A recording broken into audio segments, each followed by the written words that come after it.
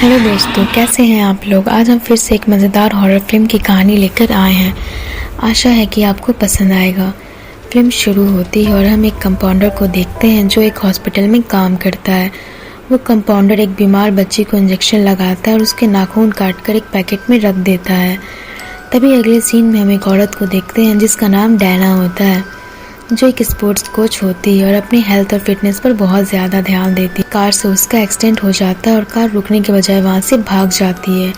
फिर कुछ लोग डैना को हॉस्पिटल पहुँचा देते हैं। डैना बहुत दिनों तक कोमा में थी, उसके बाद उसे होश आता है। वो अभी भी एडमिट थी क्योंकि एक्सीडेंट की वजह से उसके बॉडी के पार्ट ठीक से काम नहीं कर रहे थे और वो बोल भी नहीं पा रही थी। इसलिए डॉक्टर को लग रहा था कि वो अपनी याददाश्त खो चुकी है। उसके पति का नाम स्टीव था, जो डॉक्टर से बात कर रहे होते हैं। तभी डैना उससे पहचान लेती है। तब सबको यकीन हो जाता है कि उसकी मेमोरी ठीक है। क्योंकि वो बोल नहीं पा रही थी, इसलिए डॉक्टर उसके लिए एक कंप्यूटर लगा देता है ताकि वो टाइप कर सके और टाइप करके बात कर सके। डैना अपनी बेटी के बारे में पूछती है तो स्टीव बोलता है कि वो ठीक है। तभी एक डरावना नज़ारा दिखाई देता है। हॉस्पिटल की सारी लाइट स्पार्क करने लगती है। डैना अपने वार्ड में सो रही होती है। तभी उसे किसी के आने का एहसास होता है और वो झक जाती है। उसे फील होता है कि कोई उसे देख रहा है। वो टाइप करके पूछती है क्योंकि वो बोल नहीं सकती थी, लेकिन कोई जवाब नहीं मिलता। तभी हम देखते हैं कि रूम के कोने में एक अजीब खतरनाक घोस्ट खड़ा था, लेकिन डैना उसे नहीं देख पा रही थी। वो कुछ जवाब ना मिलने पर फिर से सोने की कोशिश करती है। तभी दरवाज़ा ज़ोर से बंद हो जाता है और वो डर जाती है। अगला सीन अगली सुबह का होता है और डैना अपने कंपाउंडर ट्रेवर को बताती है कि रात को कोई मेरे रूम में आया था और शायद वो मुझे देख रहा था और सोते हुए अजीब आवाज़ें सुनाई दे रही थी। ट्रेवर उसकी बातों को इतना सीरियस नहीं ले रहा होता है। फिर भी वो पूरे रूम को चेक करता है, लेकिन वहाँ कोई भी नज़र नहीं आया। थोड़ी देर में स्टीव और जैन वहाँ आ जाते हैं। डैना और जैना एक दूसरे को मिलकर बहुत खुश होती हैं। ट्रेवर को लगता था कि डैना को पेन किलर की वजह से ऐसा हो रहा है। वो स्टीव को डैना की बात बताता है तो स्टीव बताता है कि शायद कोई मरीज भूल के इसके रूम में आ गया होगा, लेकिन इस हॉस्पिटल का कोई भी मरीज चलने के लायक नहीं था। आखिर वो घोस्ट कौन था और डैना से उसको क्या चाहिए था, आगे की कहानी में पता चलेगा। दोस्तों, वीडियो को अंत तक देखते रहिए क्योंकि ये कहानी बहुत ही रोमांचक होने वाली है। बढ़ते हैं कहानी की तरफ। जब स्टीव डैना से रात की बात पूछता है तो वो रात की सारी बात बताती है और कहती है कि उसे यहाँ अकेले नहीं रहना है, क्योंकि रात को मेरे साथ बहुत अजीब चीज़ें हो रही थी, इसलिए तुम मुझे यहाँ से ले चलो। लेकिन स्टीव को लगता था कि ये हॉस्पिटल और यहाँ के स्टाफ बहुत अच्छे हैं, इसलिए घर से अच्छा डैना की देखभाल यहाँ हो सकती है। जब वो बात कर रहे होते हैं तो जैना हॉस्पिटल में घूमने लगती है। तभी हॉस्पिटल की सारी लाइट ब्लिंक करने लगती है। तभी सीन कुछ दिन पहले का फ्लैशबैक का दिखाया जाता है, जहां एक वार्ड के मरीज की ट्रीटमेंट दिखाई जाती है। तभी जैना चलते चलते उसी वार्ड में पहुंच जाती है जो अभी भी खाली पड़ा हुआ था। वहां पर उसे किसी के होने का अजीब एहसास होता है और तभी वहीं पर्दे के पीछे एक हाथ दिखाई देता है, लेकिन जाकर देखने पर वहां कुछ नहीं था। तभी उसके हाथ से टेबल पर रखी सारी चीज़ें नीचे गिरने लगती हैं। तभी अलार्म बजने लगता है। जैना गिरे हुए सामान उठाने लगती है। तभी उसके पीछे एक घोस्ट के पाँव नज़र आते हैं। तभी वहाँ मिस लेलिन आ जाती हैं और उसे वहाँ से लेकर चली जाती हैं। वो इस हॉस्पिटल की डायरेक्टर होती हैं। दूसरी तरफ स्टीव डैना के हाथ की फिजिकल थेरेपी कर रहा होता है। तभी हमें पता चलता है कि डैना उसकी दूसरी पत्नी होती है। स्टीव भी डैना के साथ कोच की जॉब करता था। एक नई लड़की एशली के बारे में डैना को बताता है तो डैना को अजीब लगता है। तभी जैना आती है और दोनों वहाँ से चले जाते हैं। रात में डैना को विज़न आता है कि वो घोस्ट पिलो से डैना को मारने की कोशिश कर रहा है, मगर रियल में वहाँ कोई घोस्ट नहीं था, जबकि उसके पास एक डॉक्टर बैठे होते हैं। वो डैना को बताते हैं कि वो एक्सीडेंट के बाद 2 से 3 मिनट के लिए टेक्निकली मर चुकी थी। तभी डैना बोलती है कि मुझे उस टाइम पर कुछ मरे हुए लोगों की आवाज़ सुनाई दे रही थी जो उसको पकड़ रहे थे और वह उसे नीचे खींच रहे थे। डैना डॉक्टर को बताती है कि उसे ये जगह सही नहीं लगती, लेकिन डॉक्टर को यही लगता है कि ये सब उसका वहम है। रात में जब डैना सोने लगती है तो एक घोस्ट निकलकर उसकी तरफ आता है और वो डैना के वेंटिलेटर में लगा प्लग निकाल देता है। तभी डैना बहुत डर जाती है और वो इमरजेंसी बटन दबा देती है। थोड़ी देर में डैना बेहोश हो जाती है जब तक स्टाफ वहां आते हैं। अगली सुबह डैना स्टीव को रात की सारी बात बताती है। सब सुनकर स्टीव काफ़ी परेशान हो गया था। उसे डैना के केयर की फिक्र हो रही थी, इसलिए वो उसके रूम के अंदर और बाहर कैमरा लगवा देता है। उसके बाद स्टीव डैना को सिक्योरिटी को लेकर मिस लेलिन से बात करता है और वो बोलता है कि अगर दोबारा डैना के साथ कुछ हुआ तो वो हॉस्पिटल पर केस कर देगा। डैना स्टीव को अपना फिक्र करता हुआ देखकर काफ़ी खुश होती है। रात हो चुकी होती है और डैना उठने की कोशिश करती है, लेकिन वो बहुत दुखी होती है क्योंकि उसके पैर काम नहीं कर रहे थे। वो हिल भी नहीं पा रही थी। तभी अचानक कुछ आवाज़ आती है और वो बहुत डर जाती है।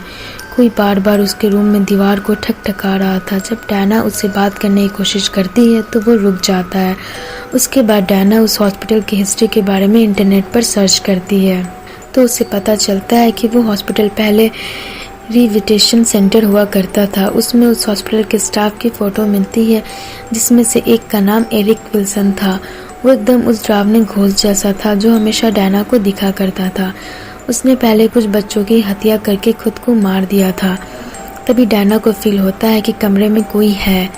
अगले दिन डैना ट्रेवर से एरिक विल्सन के बारे में पूछती है तो वो बोलता है कि उसे इस बारे में डॉक्टर स्ट्रेंजल से पूछना चाहिए। तभी ट्रेवर को डैना की टांग पर खरोच नजर आती है और उसको लगता है कि डैना नींद में खुद को जख्मी कर रही थी। तभी ट्रेवर उसके हाथ बांध देता है और इंजेक्शन देकर सुला देता है। डैना उसे रोकने की काफ़ी कोशिश करती है लेकिन वो नहीं सुनता।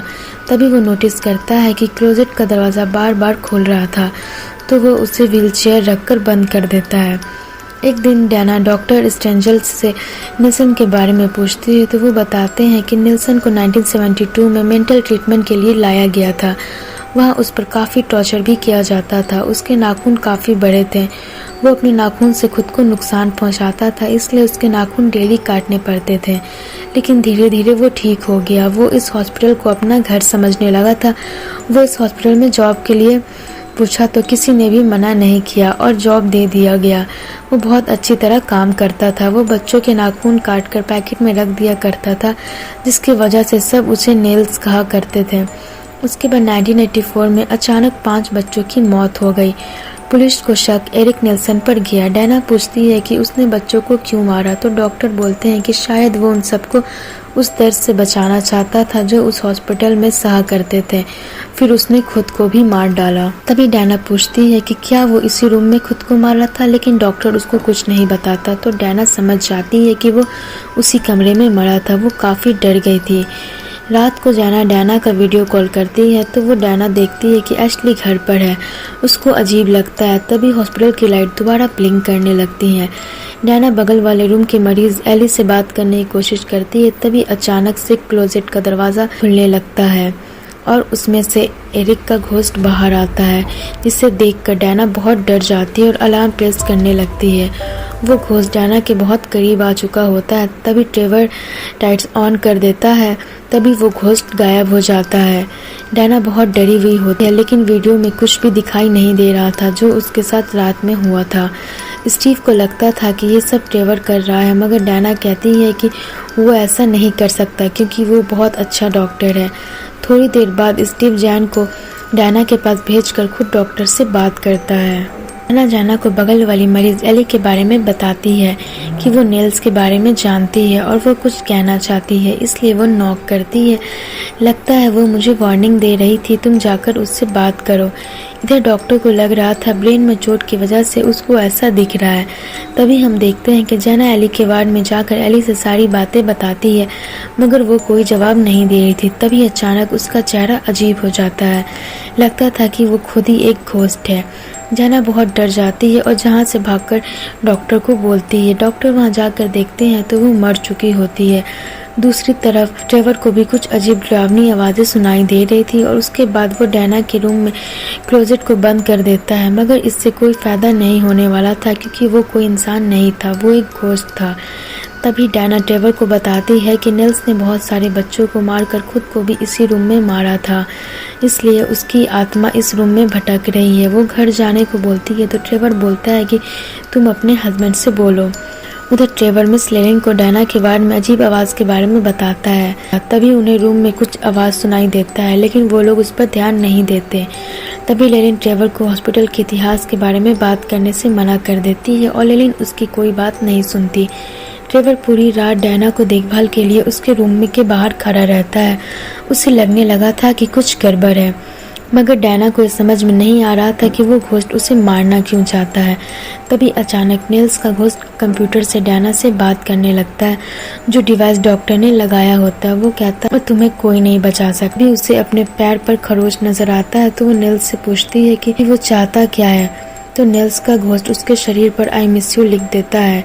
अब लगने लगा था कि निल्स डैना को पहले से जानता है। अगले सीन में हम ट्रेवर को अपने केबिन में देखते हैं। उसे अजीब आवाजें सुनाई देती हैं। जब वो चेक करता है तो ट्रेवर को एक फाइल मिलती है जो निल्स की फाइल थी। उनमें उन 6 बच्चों की भी फाइल थी जो बच्चे मारे गए थे।